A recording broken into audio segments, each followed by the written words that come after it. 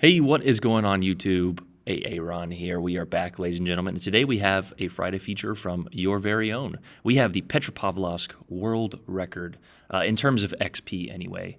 It was close to the damage record, but I got a few shots taken from me, and of course RNG has her play. But we're back in the Petros playing a little bit of solo on stream the other night, so if you saw this live, let me know in the comments down below. But this turns into an epic replay. I'm not going to lie, the game is a little slow to start. Our team kind of overloads one side and the enemy team overloads the other side. But with our reposition and some angles, we get some pretty good broadsides, and we end up with like 18 citadels, and we probably could have had more. I'm going to be honest, and as I said with all damage record and XP records, we get a little bit lucky, but it's also due to our positioning. On top of that, we have probably the best matchmaking that you can have for the Petro. Now, destroyers do give you a lot of XP, and the Petro is decent against destroyers with its radar, but the Petro and other Russian heavies suffer a little bit against destroyers due to their lackluster HE. Now, you can have, the AP does very well against them if you can get those full penetrations. But sometimes having that HE and that faster DPM that the light cruisers, especially the light Russian cruisers, have is much better against destroyers. Anyway, though, we have 5 cruisers and 4 battleships in this match. There is a Minnesota, and we're already angled out, you can see, as we get a nice 6 pens on the superstructure. A few into the gun, though, as we can see, we only got 1,200 damage. Here is where the Petro suffers unless you get the Minnesota to do what he is doing here. We immediately switched to the HE because we saw that he was bow tanking, and that is when the Conquer and the Aegir pop up. So a little bit of, not the easiest threats to deal with compared to the Mino or even the Des Moines, really, of, on the other flanks. The Aegir is pretty tanky, so unless he gives flat broadside, we won't be getting that many penetrations on him. And like I said, you can spam HE. You can see we have a fire on this Minnesota here, but the HE, like we've mentioned mere minutes ago, is not the best on this thing. And that is when the Aegir decides to do a full gamer turn and just give it up. I don't know if he thought he was playing AI or what. And again, guys, this is sometimes how these damage records go, and I aimed probably a touch behind, but again, decent grouping, and the Petro does have the the battleship type dispersion, 1.85 sigma, so it's slightly more accurate than the Riga, but you still get those accurate salvos, and also those trolley salvos. There's a few salvos later in the game that I'm like, dude, these should have been dev strikes, but that is the way the cookie crumbles. Here, though, we're just angling out. We're protecting our health, right? We've only gotten shot at once, I believe. We've utilized this island cover, all of which are tools that every cruiser should have under their belt to allow them to last longer in the game, right? We all know lasting longer is the key to happiness. Don't tell my girlfriend that, though. Anyway, here we're just angling, trying to get as much damage as we can. Now, these battleships probably played more so the correct way. They didn't, give up flat broadside right away. And if we would have either turned around or pushed this side, we could have gotten a little bit more damage, or, maybe used HE and got a permanent fire. But trust me, guys, the damage racks up. We get over 230,000 damage in this game. The start was a little slow, but at this point I'm realizing, okay, our A flank has collapsed. That battleship did a fantastic job on the south side, the southwest side of A there to kite and draw those enemies out. And at this point in the game, I'm like, okay, I need to push on. I need to go over to B, or I need to push aggressively with my team through C. Now, because I kited out and the long kind of large turning circle of the Petro, I knew that I probably wasn't going to get into C, so I decided to play the south side of B and get the counter push. Usually your blueberries, while my team did a pretty good job this game, they will all kind of clump up. And there I was like, wait, how did I get bounces? But you can actually see the angle of the Conquer there, which I said on stream. He's pretty angled, even though it doesn't look like it necessarily from this position. But you can see at this point in time, our team is beginning to falter on A. We actually there is an enemy in Bravo. So again, our team should have just stayed at B. It's never a great idea to overload one side. It's just like basketball or soccer or any game, where you play zone defense, right? You just don't want to leave gaping holes in the zone. Here we're aiming very high and just cheeking a little bit of health off of the antenna of the Conqueror there. You can see 3 overpens for 3,000 damage. You're not going to be getting massive penetrations here, but we actually got a kill on a ship the other day at tier 5 by hitting his antenna over the rocks. So just useful pieces of information to know. That antenna probably has like 5,000 total hit points. So after you spam it a few times, it will be saturated very easily. But if they have a very small amount of health left, you can kind of cheese kills that way, as we did the other day. I wanted to get full penetrations. The Conqueror is one of those battleships where it's certainly a strong battleship, but that broadside, man, the Petro eats up any broadside. But I would have probably gotten 10 or 11k salvos on the Petro here. Also, just a little side note, the Petro is not getting nerfed. I don't know where that information came about. Is it a strong ship? Yes, but I think it's pretty balanced. The lack of, just absolute laser beams. Now, you will get those sometimes, and we are not running Scharnhorst. We are running Scott for grouping, and as always, I will go over the build at the end. But I think it's a pretty balanced ship. In the hands of potatoes, it's not a great ship. In the hands of, super crew, the king of the heavy cruisers, I get the XP record. So it's high risk, high reward. You lack true DPM, but if you can get those broadsides, and here is where we start to get those broadsides. You can see most of our battleships are pushing through on the north side there. That's when our twist and track, shifts. I don't want to shoot here because I will be spotted to those ships to the west, at which point our Kurfürst down there, or whatever battleship, it's a Kurfürst, he dies. So all of those ships now are headed this way. I have to give credit to that Kurfürst. If he didn't kite and just YOLO'd in, he would have died a lot sooner. But because he played the correct way and utilized principles of winning, he gave our team a chance. But here are those broadsides which we talk about. We have 2 Des Moines and 2 Minos. The Mino is stopping here. And again, I'm looking back at these shots, and I just get trolled a little bit.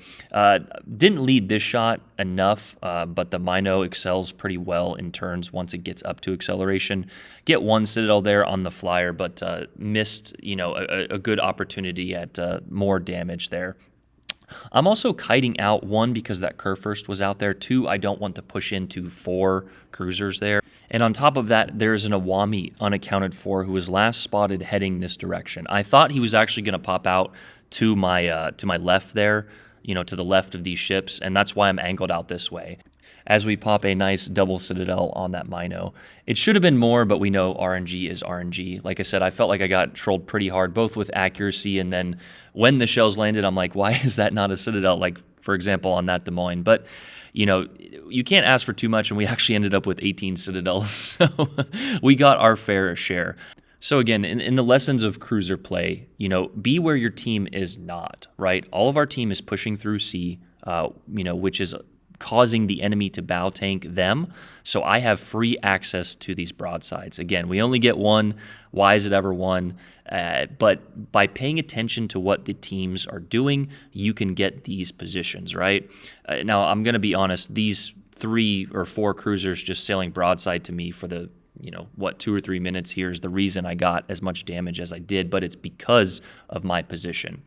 I've realized that this Awami is not coming back as we get a beautiful salvo, 6 pens, 2 Citadels, maybe a touch behind. The Petro has, the fastest velocity and some of the best pen in the game, which is why we're able to get Citadels at this range, but I need to be a little bit closer. Like we said, though, we've realized that Awami is not pushing through to the left. I have no idea where he is. If he did push me, he might have saved his cruiser teammates here. But he didn't, and that allowed us to get their broadsides. As you can see, our team is kind of pushing in, though. We do want this B cap. The enemy did a good job of getting the capture points, and if you'll notice, they're up pretty heavily on points despite us being tied on ships, with the exception of a few point differentials from battleship to cruisers, and that is at which point the enemy makes the ultimate mistake. They all push in, and I am in the perfect position. These next few minutes here, besides getting absolutely trolled by RNG, are some of the, this is a Petro's wet dream right here. 3, broadside cruisers at legendary tier. There's T-Man. I'm sorry for targeting you, T-Man. I love you, though, dude. And like I said, if we're being honest, though, if this is like an Alaska or some other ship, I feel like those are all dev strikes. But there, the Des Moines pays for it, as he should. And it's just RNG. It's not because of my win rate. It's not because of overview camera or whatever, excuse you want to come up with. It's because of RNG. It's random, just nothingness that we're throwing at the wall here. We get another Citadel for a total of 12 and pop the Confederate medal at 157,000 damage. But again, if you'll notice the scoreboard, we only have 3 battleships left. We have a lot of enemy DPM cruisers, still on the board, and we're down on points. So we still need to make some moves in order to win this game. That is when the Des Moines probably doesn't, he underestimates the time it takes to stop and gets absolutely blapped yet again. We target him. I was thinking about switching to the HE, honestly, but we actually pop a Citadel here, and that is the improved or the pen angles of the Russian and the Petro there, as well as popping the high caliber on that shot. And with that kill, we have evened up this game. We go ahead and pop the sonar here. We know that the Mino is approximately 10 kilometers from us. We're just trying to push in a little bit closer and utilize this smoke screen and get all guns on target. When we pop our radar, you can use your detection to kind of guess your radar range. Our detection is 12.4. Our radar is 11.7. So utilizing those, you can kind of guess your radar range there as we get absolutely trolled with RNG once again on a broadside Mino. 2 overpens on 9 shells there. Get a little bit better dispersion here. I think he should be dead. If that's me in that Mino, I've exploded 3 times already. But at that angle, this Mino is now dead. Good night. Thanks for playing. And of course, we tick 3, 2 Citadels and then 1 Pitadel for the 3 Citadels there at the end, which ticks us up over 200,000 damage and 18 Citadels here. I wish T-Man would have cooperated with us and just come out broadside and given me even more damage and even more Citadels, but unfortunately he was trying to play as best he could, but because he's kind of trapped now, he went out of his smoke, he shot, he's detected, and of course those battleships are going to shoot at him. I feel like anytime you see a Mino in a battleship, it's like, ooh, candy. Those things just love to explode. High risk, high reward though. You've got that insane DPM, but you do have the Citadel the size of, there it is. At this point in the game, if you're looking at the scoreboard, we're barely ahead, but because they have 2 caps, they will actually tick ahead on points if we do not get into this B cap. And I actually said on stream, I said, man, should I go for the cap here or should I go for the damage? Because I knew that the damage record was like 230 or something. It was actually like 259. And there was enough health on this Kurfürst, but I didn't know that at the time. So I went ahead and decided to be the team player and get this capture point, which probably actually helped me get more XP. We know that getting capture points, especially in cruisers, is worth more XP. I think the XP, at least a few of the diagrams were tailored. Like, for example, caps and destroyers are not as worth as much as caps and battleships, which makes sense. Battleships have worse concealment. But, and damage is percentage based, so 20% damage on a destroyer is worth the same as 20% damage on a battleship, although you will get more damage from a battleship, in that 20%, if that makes sense. So, sometimes getting the cap in your battleship or cruiser will get you, a little bit more in terms of XP, if the XP works how it does on PC. XP is one of those phenomena that we still don't have an answer for of how to, better or worse or what to do or how it's scored. I did get the answer that getting kills, damage, caps, etc. is devalued after you get your first one. So a game where you can get caps, kills, a lot of damage, defends, all of those will be more valuable than just outright damage or outright caps, which makes a lot of sense because I've gotten 3 caps in a destroyer before and barely broke 2K. But in a game like this, I've gotten caps, a lot of damage, a few kills, and multiple shots on different targets, and we actually ended up over 4K. So I wish we could explain XP a little bit better, but at the same time, some people would try and farm XP. Some people do anyway. You guys have seen me take torpedoes and take a little bit of extra damage near the end of games. But this is one where we just kind of played the game, got the shots, and ended up with a good score. There's 40 seconds left. At this point, I'm like, okay, this Kurfürst is spotted. We're not going to get the kill. And that's when I kind of realized that Pommern was really low health, and he's leading the charge. So if you're looking at the scoreboard, you know that a battleship is approximately 100 points. So if this Pommern dies and we get really lucky that the Kurfürst had HE, I don't know if the AP would have done it either, but like this guy literally just needed to live. Instead, he is YOLO head rushing long into a very strong ship with over half of its health. Now, we were blistering this ship, but with the time remaining, he just needed to run, right? So instead, he turns and launches his torpedoes, and we get so insanely lucky that the timer ran out, because that shot probably would have killed him. But that is how those games go, and that to me is just sometimes why I hate solo. But there it is, 4104 in first place there for the Petropavlovsk World XP record, as I give the little Sigma Bale face, if you guys know what I'm talking about there.